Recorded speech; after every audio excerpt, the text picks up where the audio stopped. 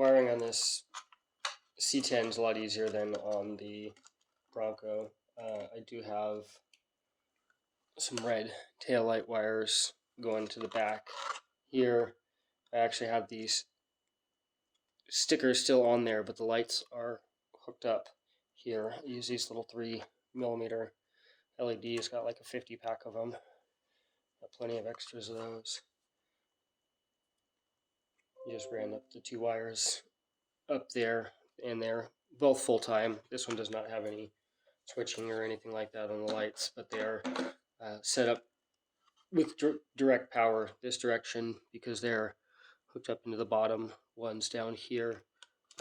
If I pull this out and flipped it over this direction, then they'd be much dimmer instead. If you wanted to dim them down and still be on, that would be on this top pin black, middle pin red. If you want them real bright, then you would do the bottom pin black and middle pin red, significantly brighter there on those lights.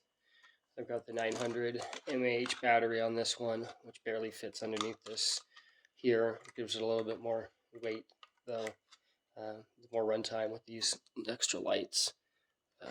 The ones I used on the back here drilled holes through the back and glued them in on the inside. These ones are actually the ones that were designed for the Bronco, but with the turn signals that I've got on the Bronco, the red lights wouldn't work in that position. So they got moved over to here on the C-10. So we got 2 sets of lights up on the front, and then our nice bright tail lights on the back.